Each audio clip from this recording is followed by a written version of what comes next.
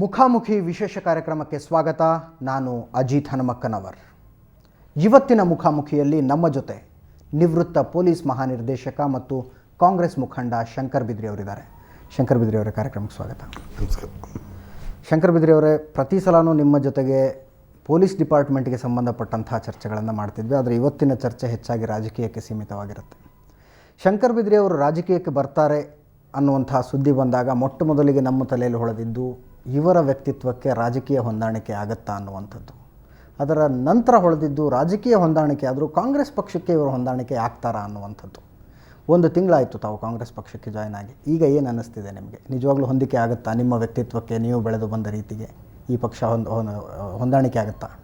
ನಾನು ರಾಜಕೀಯಕ್ಕೆ ಬಂದಿರತಕ್ಕಂಥದ್ದು ಒಂದು ದೇಶದ ಸೇವೆ ಮಾಡಬೇಕು, ದೇಶದ ರಾಜಕೀಯದಲ್ಲಿ ಗುಣಾತ್ಮಕವಾದಂಥ ಬದಲಾವಣೆ ತರಬೇಕು. ಯಾಕೆ ಅಂದರೆ ಇವತ್ತು ಎಲ್ಲ ಪಕ್ಷಗಳು ಡಿವಿಸಿವ್ ಪಾಲಿಟಿಕ್ಸ್ ಮಾಡ್ತಾಯಿದ್ದಾರೆ. ಅಂದರೆ ಸಮಾಜವನ್ನು ವಿಭಜನೆ ಮಾಡ್ತಕ್ಕಂಥ ರಾಜಕೀಯ ನಡೀತಾ ಇದೆ. ಸಮಾಜವನ್ನು ಒಂದುಗೂಡಿಸ್ತಕ್ಕಂಥ, ಸಮಾಜದ ಎಲ್ಲ ವರ್ಗಗಳನ್ನು ಜೊತೆಗೆ ಹೋಗ್ತಕ್ಕಂಥ ರಾಜಕೀಯ ಆಗ್ತಾಯಿಲ್ಲ. ಮತ್ತು ಎರಡನೇದಾಗಿ ಚುನಾವಣೆಯಲ್ಲಿ ಮತ್ತು ಟಿಕೆಟ್ಗಳ ಹಂಚಿಕೆಯಲ್ಲಿ ಟಿಕೆಟ್ಗಳನ್ನು ದುಡ್ಡಿಗೆ ಮಾರ್ತಕ್ಕಂಥದ್ದು ಮತ್ತು ಬಲಾಢ್ಯರಿಗೆ, ದುಡ್ಡಿದ್ದವ್ರಿಗೆ ಮಾತ್ರ ಟಿಕೆಟ್ ಕೊಡ್ತಕ್ಕಂಥದ್ದು. ಇದರಿಂದಾಗಿ ಚುನಾವಣೆ ಪ್ರಕ್ರಿಯೆನೇ ಭ್ರಷ್ಟಾಚಾರದ ಮೇಲೆ, ತಳಹದಿಯ ಮೇಲೆ ನಿಂತಿರುವಾಗ ಈ ಒಂದು ತಳಹದಿ ಮೇಲೆ ಆರಿಸಿ ಬಂದಂಥ ಸರ್ಕಾರ ಒಂದು ಸ್ವಚ್ಛವಾದಂಥ ಆಡಳಿತವನ್ನು ಕೊಡಲಿಕ್ಕೆ ಸಾಧ್ಯ ಇಲ್ಲ ಅಂತ. ಈ ಒಂದು ದೃಷ್ಟಿಯಿಂದ ರಾಜಕೀಯದಲ್ಲಿ ಒಂದು ಗುಣಾತ್ಮಕವಾದಂಥ ಒಂದು ಬದಲಾವಣೆ ಆಗಬೇಕು. ಯಾಕಂದರೆ ಇವತ್ತು ಬಹುತೇಕ ರಾಜಕೀಯ ಪಕ್ಷಗಳಿಗೆ ನಿಜವಾದ ಕಾರ್ಯಕರ್ತರಿಲ್ಲ. ಭಾಳಷ್ಟು ಮೆಂಬರ್ಶಿಪ್ಪು ಒಂಥರ ಬೋಗಸ್ಸು ಅಥವಾ ನಿಷ್ಕ್ರಿಯ ಮೆಂಬರ್ಶಿಪ್ ಆಗಿದೆ. ಚುನಾವಣೆಗೆ ಯಾರು ಟಿಕೆಟ್ ಸಿಗ್ತದೋ ಅವರೇ ಜನರನ್ನು ದುಡ್ಡು ಕೊಟ್ಟು ಕರ್ಕೊಂಡು ಹೋಗ್ತಕ್ಕಂಥ ಒಂದು ಪರಿಸ್ಥಿತಿ ಆಗಿದೆ. ದೇಶದ ಹಿತದೃಷ್ಟಿಯಿಂದ ಒಂದು ಬಲಾಢ್ಯವಾದಂಥ ಕಾರ್ಯಕರ್ತರಿರ್ತಕ್ಕಂಥ, ಆಂತರಿಕ ಶಕ್ತಿ ಇರ್ತಕ್ಕಂಥ, ಒಂದು ಸಿದ್ಧಾಂತಕ್ಕೆ ಬದ್ಧತೆ ಇರ್ತಕ್ಕಂಥ ಜನ ಇರ್ತಕ್ಕಂಥ ಒಂದು ಪಕ್ಷ ಆಗಬೇಕಾಗಿದೆ. ಇದರ ಅರ್ಥ ಏನಂದರೆ, ನಾನು ಕಾಂಗ್ರೆಸ್ ಸೇರಬೇಕಾದಾಗ ನಾನು ಮುಖ್ಯವಾಗಿ ನೋಡಿದ್ದೇನು ಅಂತಂದರೆ ಕಾಂಗ್ರೆಸ್ಸಿನ ಕೇಂದ್ರೀಯ ನಾಯಕತ್ವವನ್ನು. ಇವತ್ತು ನನಗೆ ಅಚಲವಾದಂಥ ಒಂದು ನಂಬಿಕೆ ಇದೆ, ಅಚಲವಾದಂಥ ಒಂದು ವಿಶ್ವಾಸ ಇದೆ, ಒಂದು ದೃಢವಾದಂಥ ಒಂದು ನಂಬಿಕೆ ಇದೆ. ಏನು ಅಂದರೆ, ಕಾಂಗ್ರೆಸ್ ಅಧ್ಯಕ್ಷ ಆಗಿರ್ತಕ್ಕಂಥ ಶ್ರೀಮತಿ ಸೋನಿಯಾ ಗಾಂಧಿಯವರು ಇರ್ಬೋದು, ಉಪಾಧ್ಯಕ್ಷರಾಗಿರ್ತಕ್ಕಂಥ ಶ್ರೀ ರಾಹುಲ್ ಗಾಂಧಿಯವರು ಇರ್ಬೋದು, ಇವರಿಗೆ ಯಾವುದೇ ಒಂದು ವರ್ಗ, ಜಾತಿ, ಪ್ರದೇಶದ ಬಗ್ಗೆ ಮಮಕಾರ ಇಲ್ಲ. ದೇಶದ ಎಲ್ಲ 130 ಕೋಟಿ ಜನರ ಬಗ್ಗೆ ಅವರಿಗೆ ಕಾಳಜಿ ಇದೆ ಮತ್ತು ದೇಶದ ಬಗ್ಗೆ ಅವರ ಚಿಂತನೆ ಇದೆ ಹೊರತು ವೈಯಕ್ತಿಕವಾಗಿ ಅವರು ಯಾವುದೇ ಒಂದು ಲಾಭಕ್ಕಾಗಿ ರಾಜಕೀಯ ನಡೆಸ್ತಾ ಇರ್ತಾ ಅಂತ ನನ್ನ ಅಚಲವಾದಂಥ ಒಂದು ನಂಬಿಕೆ.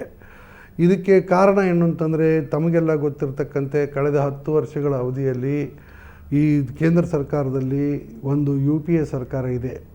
ಇಷ್ಟೆಲ್ಲ ಇದ್ದರೂ ಸಹಿತ ಈ UPA ಸರ್ಕಾರವನ್ನು ದುರುಪಯೋಗ ಮಾಡಿಕೊಂಡು ಸ್ವಂತಕ್ಕಾಗಿ ಅವರು ಏನಾದರೂ ಅನುಕೂಲ ಪಡೆದಿರ್ತಕ್ಕಂಥ ಅಪಾದನೆಗಳು ಈ ರಾಷ್ಟ್ರೀಯ ಅಧ್ಯಕ್ಷರ ಮೇಲೆ ಆಗಲಿ, ಉಪಾಧ್ಯಕ್ಷರ ಮೇಲೆ ಆಗಲಿ ಇಲ್ಲ.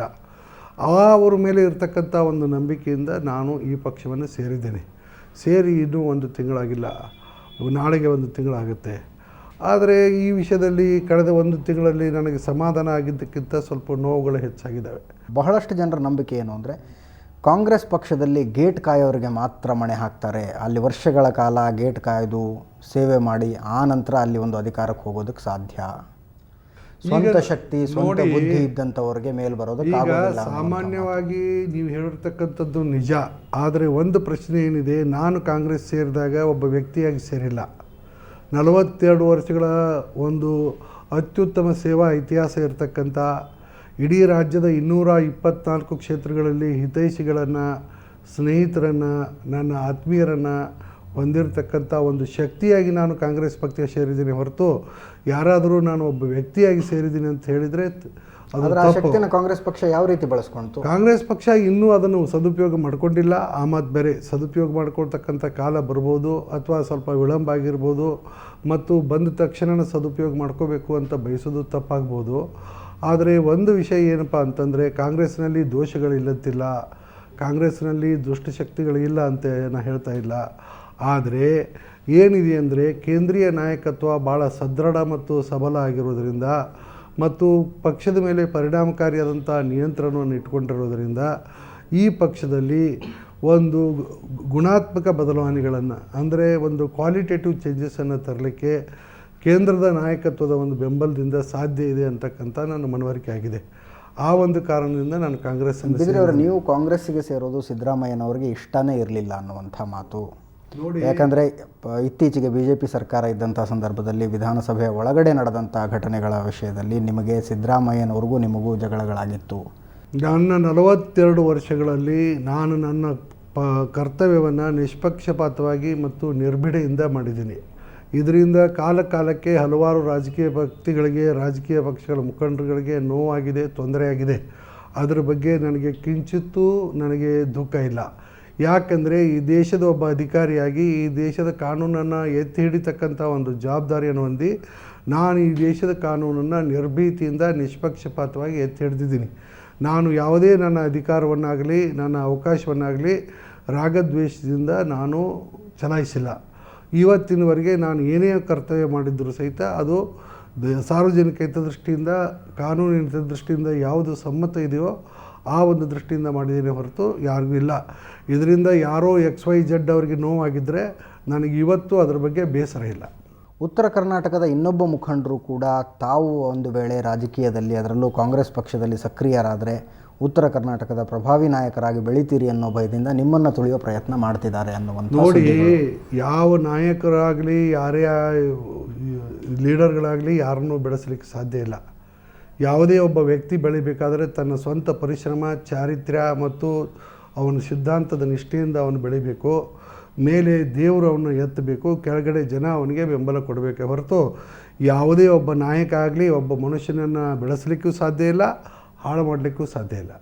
ಆದ್ದರಿಂದ ನಾನು ಈ ಎಲ್ಲ ಯಾರ ವಿರೋಧ ಯಾವಾಗಲೂ ಇದ್ದಿದ್ದೆ. ನಾನು ಜೀವಮಾನದಲ್ಲಿ ನಾನು ಹೋರಾಟ ಮಾಡ್ಕೊಂಡು ಬಂದಿದ್ದೀನಿ, ವಿರೋಧ ಎದುರಿಸ್ಕೊಂಡು ಬಂದಿದ್ದೀನಿ.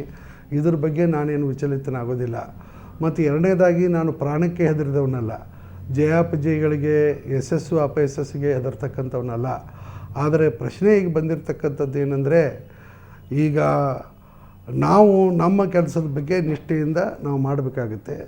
ಈಗ ನಾನು ಸೇರಿದ ಮೇಲೆ ಒಂದು ಚುನಾವಣಾ ಪ್ರಕ್ರಿಯೆ ಶುರುವಾಗಿದೆ.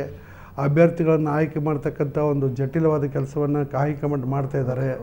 ಅವರಿಗೆ ಸ್ವಲ್ಪ ಕಾಂಗ್ರೆಸ್ ನಿಜವಾಗ್ಲೂ ಎಡವುತ್ತಾ ಪರಿಣಾಮಗಳೇನಾಗ್ಬೋದು ಆ ವಿಷಯದ ಬಗ್ಗೆ ನಾನು ಬರ್ತೀನಿ ಸರ್, ನಿಮ್ಮ ಹತ್ರ ಬರ್ತೀನಿ. ಮುಖಾಮುಖಿಯಲ್ಲಿ ಒಂದು ಸಣ್ಣ ಬ್ರೇಕ್ ತೊಗೊಳ್ಳೋಣ. ಬ್ರೇಕ್ನ ನಂತರ ಈ ಚರ್ಚೆ ಮುಂದುವರಿಸ್ತೀನಿ.